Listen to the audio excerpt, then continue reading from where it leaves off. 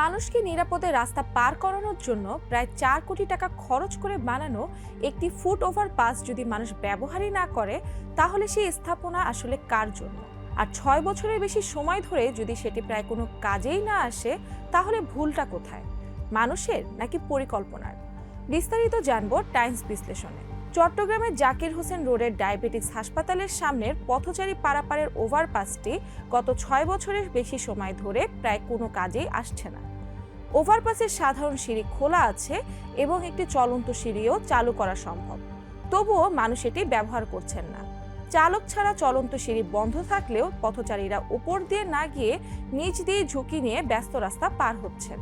Chittagong city corporation 3,90,00,000 টাকা খরচ করে 65 ফুট লম্বা ও 9 ফুট চওড়া এই ওভারপাসটি বানিয়েছিল। 2020 সালের 30 জানুয়ারি তৎকালীন মেয়র আ.জ.ম নাসির উদ্দিন এটি উদ্বোধন করেন। স্থানীয়রা জানান, শুরুর দিকে মাত্র 2 মাসের মতো চলন্ত সিঁড়ি চলেছিল।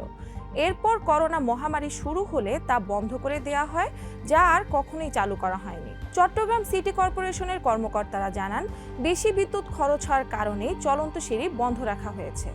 তবে সিঁড়ি দিয়ে ওঠার সুযোগ থাকলেও কেউ তা ব্যবহার করতে চান না, কারণ রাস্তার মাঝে সড়ক বিভাজক বা ডিভাইডারটি খোলা রয়েছে, ফলে মানুষ সহজেই নিচ দিয়ে পার হতে পারছেন। সরজমিনে গিয়ে দেখা যায়, রোগী, স্বজন ও অন্যান্য পথচারীরা জীবনের ঝুঁকি নিয়ে চলন্ত গাড়ির মাঝখান দিয়েই রাস্তা পার হচ্ছেন। দেখভালের অভাবে ওভারপাসটি নষ্ট হচ্ছে। স্থানীয়দের অভিযোগ, রাতে এখানে মাদকসেবী ও অপরাধীদের আড্ডা বসে এবং ইতোমধ্যে কিছু জিনিসপত্র চুরিও হয়ে গেছে। নগর পরিকল্পনাবিদ সুভাষ বড়ুয়া বলেন, তৈরির পরিকল্পনার সময়ই এটি কতটুকু কাজে আসবে তা নিয়ে সন্দেহ ছিল। এটি একটি অপরিকল্পিত কাজের উদাহরণ। চট্টগ্রাম সিটি কর্পোরেশনের প্রধান প্রকৌশলী মোহাম্মদ আনিসুর রহমান সোহেল বলেন, আসল ভুলটি হয়েছিল জায়গা নির্বাচনে। তিনি বলেন, ডায়াবেটিক্স হাসপাতালের সামনে ওভারপাস করার সিদ্ধান্তটি ভুল ছিল।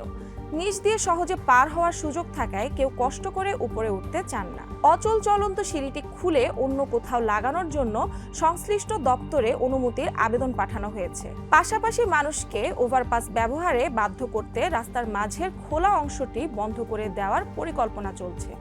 সৌন্দর্য বাড়াতে সেখানে বিভাজক ও ফুলের টব বসানো হতে পারে। চট্টগ্রাম মেট্রোপলিটন পুলিশের ট্রাফিক বিভাগের অতিরিক্ত কমিশনার হোসেন মোহাম্মদ কবির ভুইয়া জানান, তারা জায়গাটি পরিদর্শন করে রাস্তার মাঝখানে ডিভাইডার বসানোর ব্যবস্থা করবেন, যাতে মানুষ ওভারপাস ব্যবহার করতে উৎসাহিত হন।